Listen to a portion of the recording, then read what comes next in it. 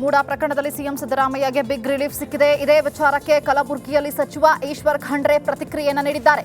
ಉಚ್ಚ ನ್ಯಾಯಾಲಯ ತೀರ್ಪು ಸ್ವಾಗತ ಮಾಡ್ತೇನೆ, ಸತ್ಯಮೇವ ಜಯತೆ. ವಿರೋಧ ಪಕ್ಷಗಳು ದುರುದ್ದೇಶವಾಗಿ ಆಡಳಿತವನ್ನ ಬುಡಮೇಲು ಮಾಡುವುದಕ್ಕೆ ಮುಂದಾಗಿತ್ತು. ಹೊಟ್ಟೆ ಕಿಚ್ಚಿನಿಂದಾಗಿ ವಿರೋಧ ಪಕ್ಷದವರು ಆರೋಪ ಮಾಡ್ತಿದ್ರು. ಈಗ ಸಿಎಂಗೆ ರಿಲೀಫ್ ಸಿಕ್ಕಿದೆ ಎಂದ್ರು. ಇನ್ನು ಮುಂದೆ ಇದೇ ವೇಳೆ ಫೋಕ್ಸೋ ಪ್ರಕರಣದಲ್ಲಿ ಯಡಿಯೂರಪ್ಪಗೆ ರಿಲೀಫ್ ವಿಚಾರಕ್ಕೆ ಪ್ರತಿಕ್ರಿಯಿಸಿದಂತಹ ಅವರು, ಯಡಿಯೂರಪ್ಪ ಪ್ರಕರಣದ ಬಗ್ಗೆ ನನಗೆ ಮಾಹಿತಿ ಇಲ್ಲ ಅಂತ ತಿಳಿಸಿದರು. ಉಚ್ಚ ನ್ಯಾಯಾಲಯದ ತೀರ್ಪನ್ನು ನಾನು ಸ್ವಾಗತ ಮಾಡ್ತೇನೆ. ಸತ್ಯಮೇವ ಜಯತೆ. ಏನು ಲೋಕಾಯುಕ್ತ ತನಿಖೆ ನಡೀತಾ ಇದೆ ಈ ಪ್ರಕರಣದಲ್ಲಿ, ಇವತ್ತು ನಾವೆಲ್ಲ ಮೊದಲಿನಿಂದ ಹೇಳ್ತಾ ಇದ್ದೇವೆ, ವಿರೋಧ ಪಕ್ಷಗಳು ದುರುದ್ದೇಶಪೂರ್ವಕವಾಗಿ ಈ ರಾಜ್ಯದ ಆಡಳಿತವನ್ನು ಬುಡಮೇಲು ಮಾಡಲಿಕ್ಕೆ ನಾವೇನು ಒಳ್ಳೆ ರೀತಿಯಿಂದ ಉತ್ತಮ ಆಡಳಿತ ಕಾಂಗ್ರೆಸ್ ಸರ್ಕಾರ ಕೊಡ್ತಾ ಇದೆ. ವಿಜಯನಗರ ಜಿಲ್ಲೆಯ ಹೊಸಪೇಟೆ ನಿವಾಸಿ ಮುಮ್ತಾಜ್ ಬೇಗಂ ಮತ್ತು ತಂಡ ಮನಿ ಡಬಲಿಂಗ್ ಹೆಸರಿನಲ್ಲಿ ಕೋಟಿ ವಂಚಿಸಿ ಎಸ್ಕೇಪ್ ಆಗಿದ್ರು. ಇದೀಗ ಹಣ ಕೊಟ್ಟವರು ಮುಮ್ತಾಜ್ ಮನೆ ಮುಂದೆ ರಾತ್ರಿ ಹಗಲು ಎನ್ನದೆ ಹಣಕ್ಕಾಗಿ ಕಾದು ಕುಳಿತಿದ್ದಾರೆ.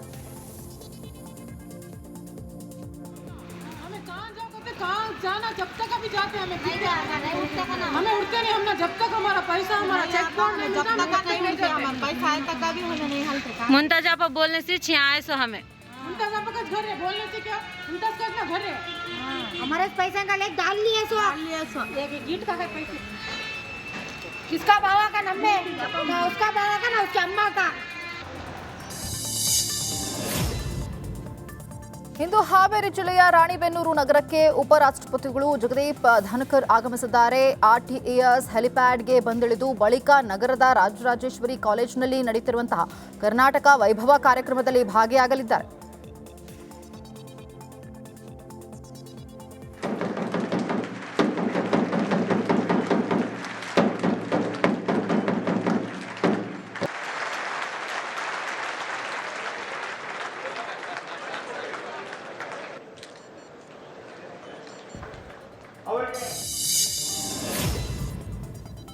ಪದೇ ಪದೇ ಜನರಿಗೆ ಕಾಟ ಕೊಡ್ತಿದ್ದ ಚಿರತೆ ಕೊನೆಗೂ ಸರಿಯಾಗಿದೆ. ಬಳ್ಳಾರಿ ಜಿಲ್ಲೆಯ ಸಂಡೂರು ತಾಲೂಕಿನ ವೆಂಕಟಗಿರಿ ಗ್ರಾಮದಲ್ಲಿ ಚಿರತೆ ಬೋನಿಗೆ ಬಿದ್ದಿದೆ. ಪದೇ ಪದೇ ಕುರಿ, ಮೇಕೆ, ನಾಯಿಗಳ ಮೇಲೆ ಚಿರತೆ ಅಟ್ಯಾಕ್ ಮಾಡ್ತಾ ಇತ್ತು. ಚಿರತೆ ಹಾವಳಿಗೆ ವೆಂಕಟಗಿರಿ ಗ್ರಾಮದ ಜನ ಕಂಗಾಲಾಗಿದ್ರು. ಇದೀಗ ಕೊನೆಗೂ ಚಿರತೆ ಸರಿಯಾಗಿದೆ.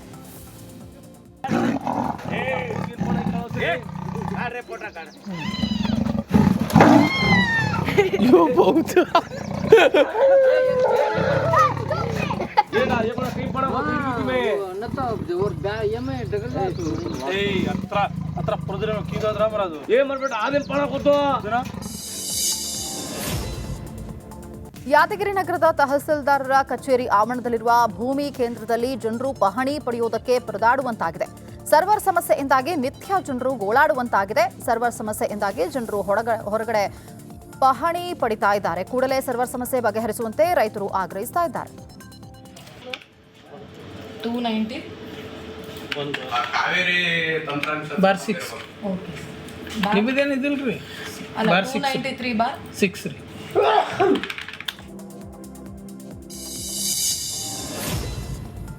ಕೊಪ್ಪಳದಲ್ಲಿ 2025ನೇ ರಸ್ತೆ ಸುರಕ್ಷತಾ ಸಪ್ತಾಹದ ಅಂಗವಾಗಿ ಕಾಲ್ನಡಿಗೆ ಜಾಥಾ ಆಯೋಜಿಸಲಾಗಿತ್ತು.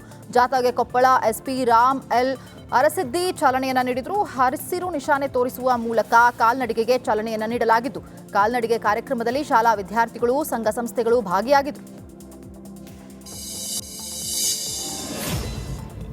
ಮೂಡಾ ಪ್ರಕರಣವನ್ನ ಸಿಬಿಐಗೆ ವಹಿಸಬೇಕೆಂಬ ಅರ್ಜಿಯನ್ನ ಕೋರ್ಟ್ ತಿರಸ್ಕಾರ ಮಾಡಿದೆ. ಇದೀಗ ಈ ವಿಚಾರಕ್ಕೆ ಸ್ನೇಹಮಯಿ ಕೃಷ್ಣ ಪರ ವಕೀಲ ಲಕ್ಷ್ಮಣ್ ಕುಲಕರ್ಣಿ ಪ್ರತಿಕ್ರಿಯೆಯನ್ನು ನೀಡಿದ್ದಾರೆ. ನಮ್ಮ ಪರ ತೀರ್ಪು ಬರುತ್ತೆ ಅಂತ ನಿರೀಕ್ಷೆ ಇಟ್ಕೊಂಡಿದ್ವು, ಆದರೆ ಘನ ನ್ಯಾಯಾಲಯ ನಮ್ಮ ಅರ್ಜಿಯನ್ನ ತಿರಸ್ಕರಿಸಿದೆ. ಹಿಂದೆ ನಾವು ಕೋರ್ಟ್ ಆದೇಶದ ಪ್ರತಿ ಪಡಿತೇವೆ, ಅದನ್ನ ಸ್ಟಡಿ ಮಾಡಿ ಸುಪ್ರೀಂ ಕೋರ್ಟ್ಗೆ ಮೇಲ್ಮನವಿಯನ್ನ ಸಲ್ಲಿಸ್ತೇವೆ ಅಂತ ಹೇಳಿದರು. ಯಾವ ರೀತಿ ಮಾಡಬೇಕು ಅನ್ನೋದ್ರ ಬಗ್ಗೆ ನಮ್ಮ ಸೀನಿಯರ್ ಕೌನ್ಸಿಲ್ ಜೊತೆ ಅದನ್ನು ಚರ್ಚೆ ಮಾಡಿ ನಾವು ಮುಂದಿನ ನಿರ್ಧಾರಗಳನ್ನು ತೆಗೆದುಕೊಳ್ತೇವೆ. ಸುಪ್ರೀಂ ಕೋರ್ಟ್ ಹೋಗೋದು ಪಕ್ಕ.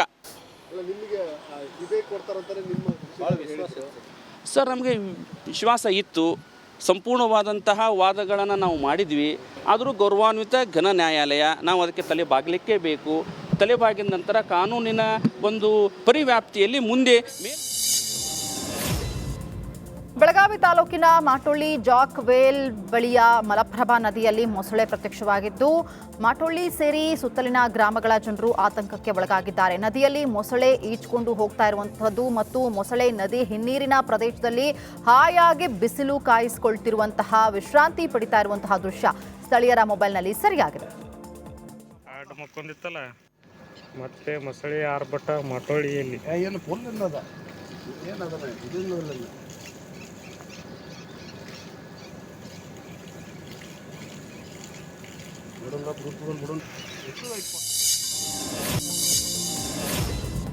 ಬೇಸಿಗೆ ಕಾಲಕ್ಕೂ ಮುನ್ನವೇ ಬೆಳಗಾವಿಯಲ್ಲಿ ವಿದ್ಯುತ್ಗೆ ಬರ ಶುರುವಾಗಿದೆ. ಚಿಕ್ಕೋಡಿ, ರಾಯಭಾಗ ಸೇರಿದಂತೆ ಬಹುತೇಕ ಗ್ರಾಮೀಣ ಪ್ರದೇಶಗಳಲ್ಲಿ ಲೋಡ್ ಶೆಡ್ಡಿಂಗ್ ಶುರುವಾಗಿದೆ.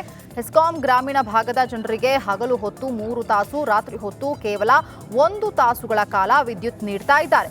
ವಿದ್ಯುತ್ ಕಣ್ಣಾಮುಚ್ಚಾಲೆಯಿಂದಾಗಿ ಗ್ರಾಮಸ್ಥರು ಕಂಗಾಲಾಗಿದ್ದಾರೆ. ಈ ಹಿನ್ನೆಲೆಯಲ್ಲಿ ನಾಗರ ಮುನ್ನೋಳ್ಳಿಯ ವಿದ್ಯುತ್ ಕೇಂದ್ರಕ್ಕೆ ಮುತ್ತಿಗೆ ಹಾಕಿ ಅಧಿಕಾರಿಗಳನ್ನ ತರಾಟೆಗೆ ತೆಗೆದುಕೊಂಡರು.